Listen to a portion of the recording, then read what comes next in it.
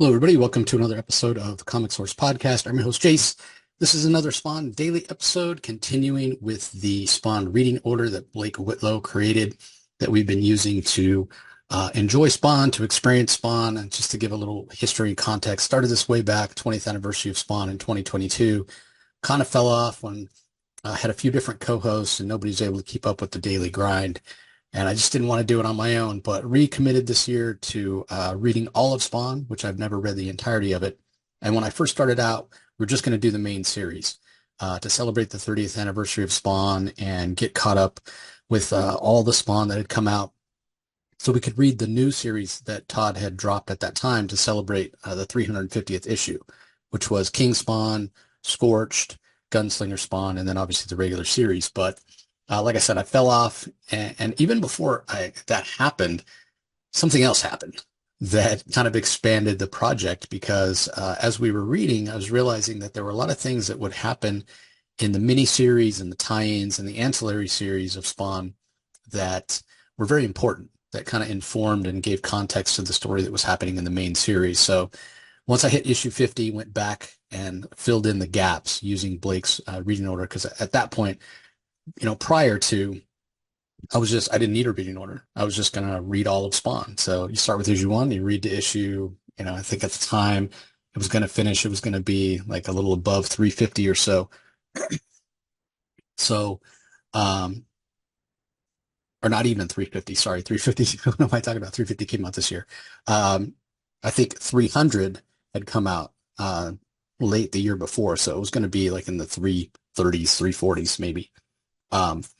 So again, once I added in all the extra stuff, I realized, well, it's going to be a much bigger project. Still was going to try to complete it in the year. I had a schedule set where I was going to release multiple episodes a day for a little while to finish in the year. Well, again, it didn't happen. I apologize for that. Rededicated myself this year. Did miss a little time, had some real life stuff happen, but back on the horse, back to recording daily, and really excited to share this project. People seem to be enjoying it. I've taken the opportunity to try to expand the YouTube channel, try to get up to 500 subscribers and monetize and do all that kind of stuff. So it should be a lot of fun. Just a reminder, when we do review an issue of Spawn, the main series, it will be one issue per episode. But when we review a lot of the other stuff, whether it's Sam and Twitch or Curse of the Spawn or Cygor miniseries like we've done, Angela Violator, that sort of thing, we may be doing more than one issue in an episode just to try to get through this, right? That being said, like we did yesterday, we're doing today, we will do tomorrow. We're reviewing an issue of Curse of the Spawn in this episode, and it is going to be just one issue. And that's because we're reviewing a few issues, and it's interesting in the reading order that Blake put together. Again, link in the show notes, you can go and check it out. These are listed as being possibly non-canon, and I can understand why. Last issue, the main character Hatch or Hatchet, he's never appeared since, even though his story finishes on the last page with a continued little blurb. He's never shown back up in any Spawn comic, so it's possible that it's not in canon. This one today, again, these characters they haven't shown up, and the one we're going to talk about tomorrow, that character hasn't shown up again either. So that's not to say they can't at some point. We know that Todd likes to go back and mine things, or even better, when he recruits a new writer and they are a Spawn fan, maybe they've read something, and so it may give a chance for somebody else to go and check it out, to have a story that stars Hatch or stars the guy that's in the issue today, whose name is Harley, of all things, and appropriately named, I would say. Harley. This is before the days of Harley Quinn blowing up in comics, what have you. So it more evokes kind of a Hell's Angel or Harley Davidson motorcycles, that sort of thing. And it kind of suits this young kid. So let me go ahead and show the cover. That's him there.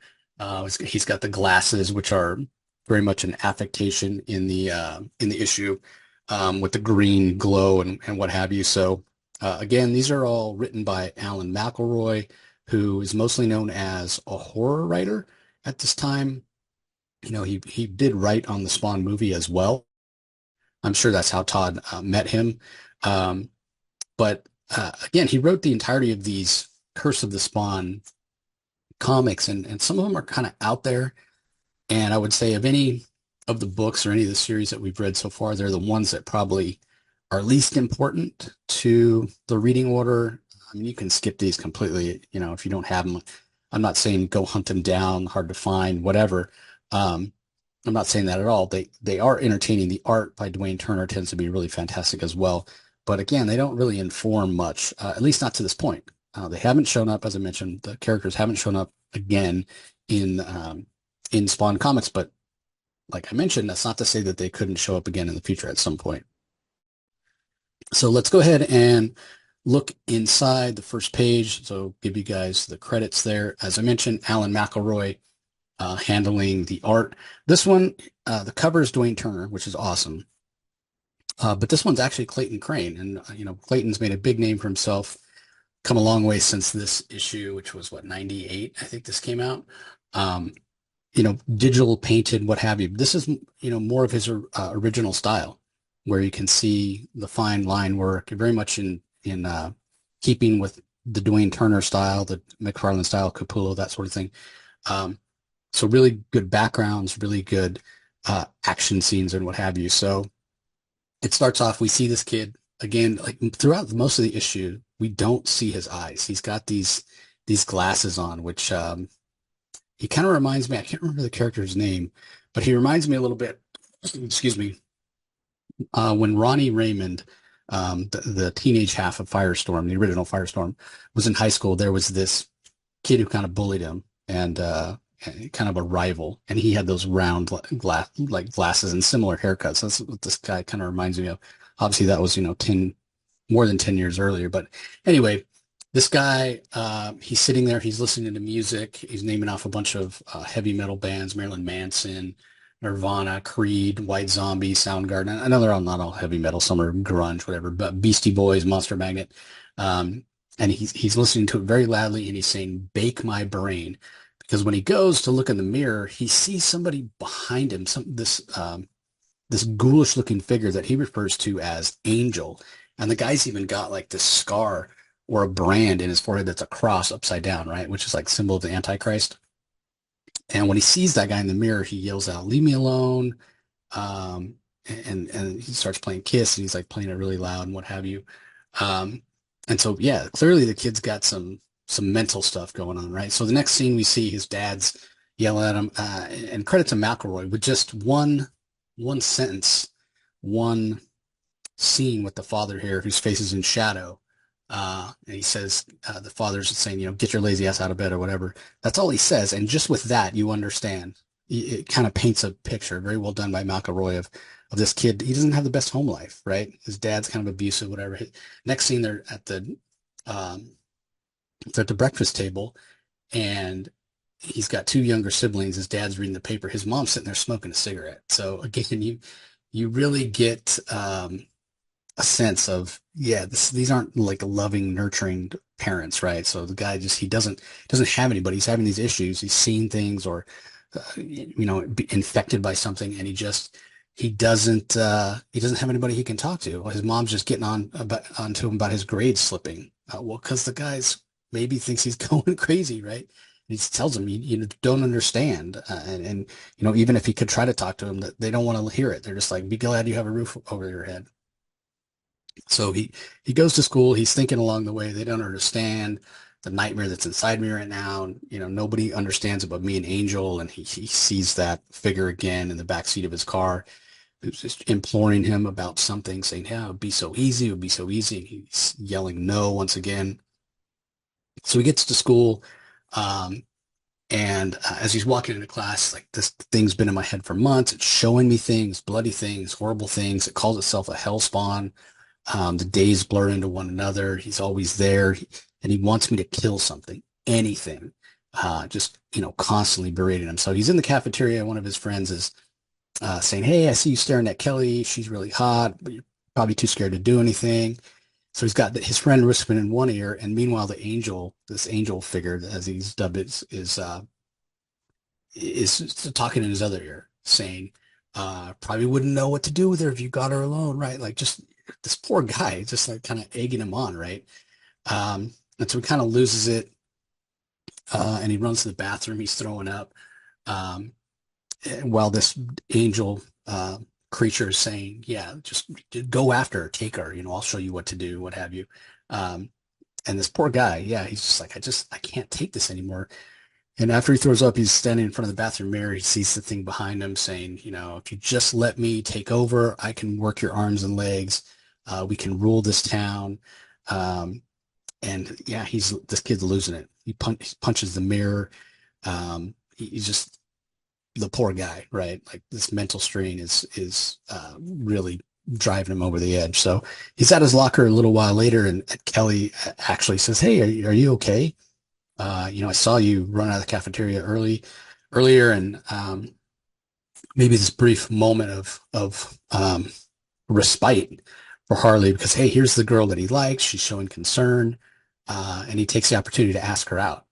And she said, "Oh, sorry, your friend Travis, the one that was talking to him in the cafeteria, already asked me out." Well, that just pisses Harley off. Right? The guy was like, "Go ask her out. Why you keep staring at her all the time? Like, do it." So, and then he goes behind his back and asks him, right? So that, yeah, Harley's just like, he's already under a lot of strain, a lot of stress. Goes out to the parking lot, grabs his friends, like, "What's the big idea? You knew I wanted to ask her out, and you asked her out instead." And the guy's like, "What are you doing? Are you nuts? Like, get off me, whatever." And he drives off, and Angel's saying, you know, again, egging Harley on, trying to find any foothold, right? Saying, "You should have let me kill him, Harley. You should have let me kill him." Um, so he goes to his job later. He's got his headphones on. You know, maybe the one thing that helps drown out the voice of this demon that's inside him, this hellspawn. Um, and he's moving. I mean, the most menial labor ever, right? He's moving up boxes from one pile to another. And his boss comes up and says, "Hey, you dumbass kid, I told you to move them from this pile to that pile, and you're doing it backwards. You're not leaving here until you're done." And you know, he's got like a utility knife that he's, you know, uses to cut the boxes free or whatever. And again, he hears the voice of the hellspawn in his head saying, "Let me kill him, let me kill him." But Harley's response to that is just to turn the music up louder. And the angel says, "You can't drown me out forever." So later, finally, when Harley's done, and he's leaving his job at this warehouse, there's a couple of thugs outside who look like they've kidnapped this girl, and they say, "Hey, we're taking your car."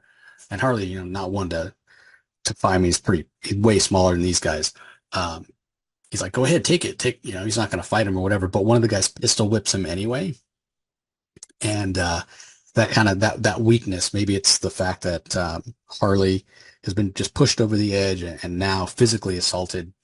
The Hellspawn angel says, "Let me handle this," and literally stabs one of the guys in the throat, like through the open mouth, into the throat. Like it's a brutal image from Clayton Crain. Like, and the other two that are there, the other thug and the girls, they're just like just shocked, right? Like the look on their faces.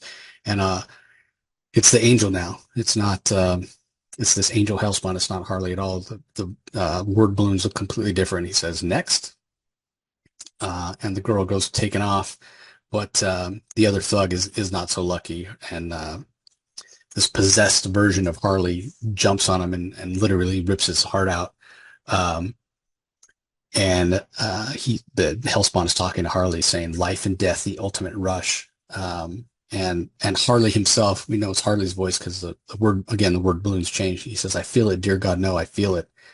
Um, so yeah, things have gotten out of hand to say the least. So instead of going home, Harley goes and he finds Travis, who's out with Kelly, and they're out with a couple of other of their friends on a double date.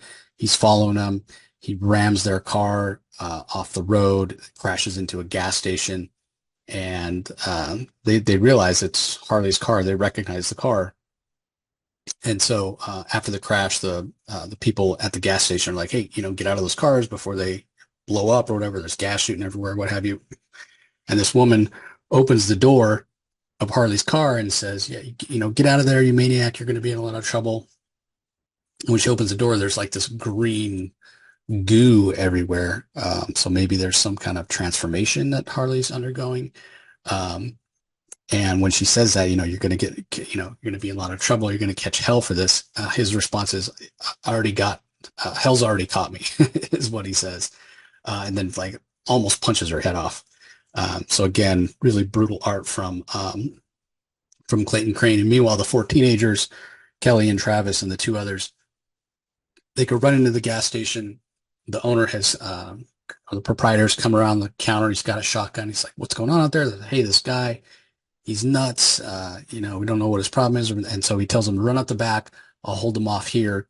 And when Harley comes up to the door, Harley doesn't look very big, just a kid. So the last person that this owner would think is responsible is Harley, right? And he goes, hey, man, get in here. There's a maniac. There's a crazy man on the loose out there.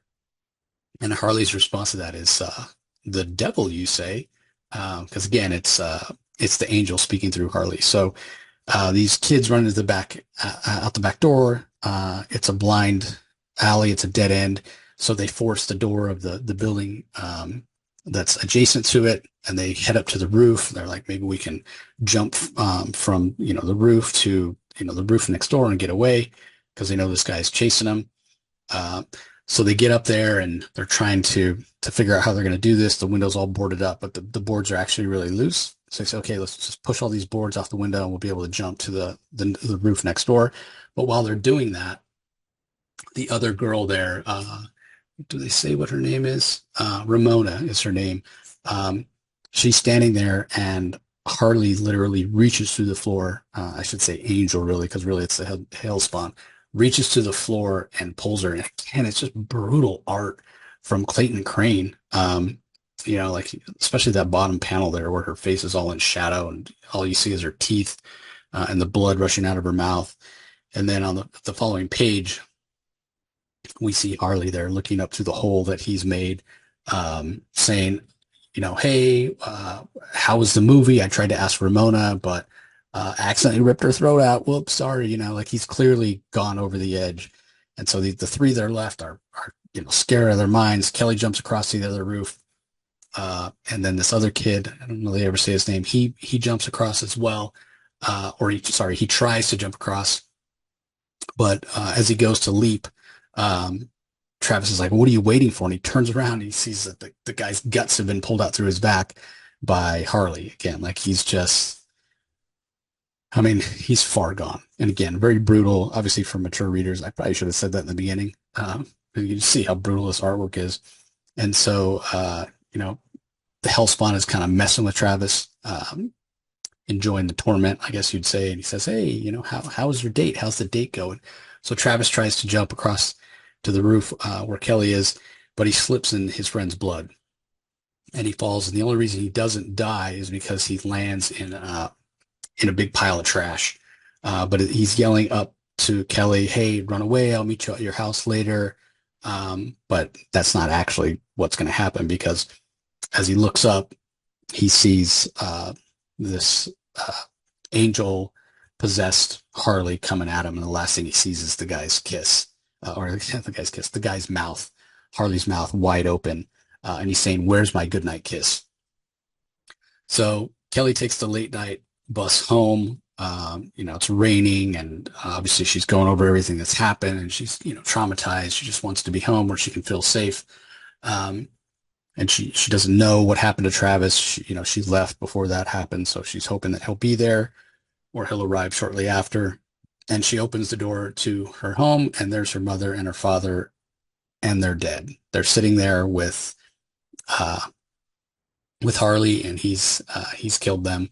He's talking to the dead bodies, saying, I just want you to know I love your daughter to death. And obviously she's terrified as he turns around, and she runs into the kitchen and she grabs a steak knife, and she's saying, stay away from me, stay away from me. And her pleas sort of get through the angel hellspawn and get to Harley, who has these feelings for her, and his persona surfaces kind of briefly. He says, no, Kelly, wait. He's trying to explain to her. He's like, I've got this thing inside me. It's like a ghost. It's taken me over. It made me do all this stuff. I don't know what to do. And, Kelly, realizes it's Harley. Like, this is actually Harley. It's not speaking in the weird voice anymore. And after everything that she's been through, it's a little convenient, maybe. Like you would think she would still be scared of him, but again, all this trauma she's been through, and here's Harley, somebody she actually knows. Everybody else is dead, but it was him that did it, but not really. But either way, she does kind of hug him. She says, I want to believe you. And he says, please believe me, please believe me. I don't want the angel to win. I can't do it alone. And they're like crying together. All their friends have died and what have you. Um, and then the next morning, the scene shifts. We're back at Harley's house, and we see Harley there, but he's speaking in the angel voice again, and he's speaking to somebody. He says, "Hey, things are going to be better. Last night meant a lot to me, and now that you're here, Kelly, I'm starting to feel good about myself again." So he's back in his basement bedroom. And it's Harley, but he's speaking in the angel's voice. So I guess the hellspawn has taken over again. They're listening to some Kiss music. Um, and the hellspawn voice is saying that he's taken over Harley again, saying, all there is to know about me. You've seen me at my worst. You didn't even flinch. And then we get to the final page, which is just absolutely horrific. Just like it sends chills down my spine. It's so awful because she's dead. He killed her. That must have been at some point after that moment they had together in Kelly's kitchen. Um, he's got her mouth stitched up into a grin. He's got her eyes stitched open, and we see that the hellspawn, this angel hellspawn, has completely taken over Harley for good, because we see reflected in the mirror is the real Harley, his kind of symbolizing his persona being trapped as well. And this ghost of an angel hellspawn has taken over for good. And he says it's the angel hellspawn says it's like a mirror image of where we were yesterday, right? Because now Harley's the one that's trapped, and the hellspawn is the one that's free. And it says the end. So again, these characters never showed up again anywhere. I guess that's okay. It's pretty horrific, like I said. So it really in keeping with the let me get off this page. You guys don't have to stare at it. But really keeping with the sort of writing that McElroy likes to do, right? This guy's a horror writer. It's a little tropey, a little cliched, as some of his stories can be when we're talking about writing horror movies or what have you. The teenagers, the demon within, the kid that means well but is possessed and kills all his friends, whatever. But it works. I mean, there's a reason they tell those type of stories, because they do work, and it is terrifying. And I think what really sells this is the Clayton Crain art, right? Like totally a slasher type film, right? With that Clayton Crain art, and there's a lot of blood and guts and gore and what have you. Not typically my kind of thing.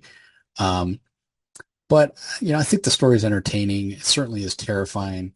Um, as I said, these characters don't show up. So not just talking about Harley and, Kelly's obviously dead or what have you, but even this angel hellspawn, like not sure how that all works in the mythos of hellspawns, to be able to be a ghost or what have you. I mean, typically a hellspawn dies, and they're either like kind of erased from existence if it's one of the seraphim that kill them, or they go back down to hell, where a Malbolgia, puts them in his undead army or what have you.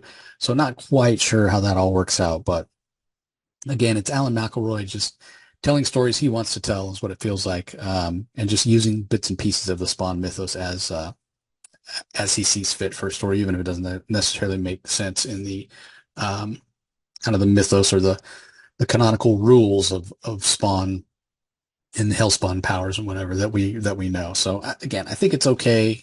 The art's fantastic. Really kind of terrifying, but sort of a simple story, relatively quick. So that's going to do it for this episode, everybody. Don't forget to check out the reading order so you can see what we've read so far and what's coming up next. Link in the show notes, so check that out. Quick reminder, please subscribe on YouTube. If you're listening to audio only, just head over to YouTube and subscribe to the Comic Source channel. Really trying to hit that 500 subscriber goal, like I said, so I can monetize. And leave some comments below. Love to hear what you guys have to say about these particular issues. Haven't had too much feedback lately, but probably people getting back in the swing of things. Completely my fault for missing that time. And also maybe it's just that a lot of people don't have, this Curse of the Spawn. It wasn't like it was a big seller or what have you. And again, I'm not encouraging anybody to go out and track these down because they're only kind of marginally at best connected to the main Spawn stories. The one I did yesterday, this one, the one I'm doing tomorrow. Again, the characters do not show up again or haven't to this point. So, take that for what you will. But anyway, appreciate you watching. Appreciate the support as always. That's going to do it for this episode, everybody. Thanks for watching. We'll talk to you next time.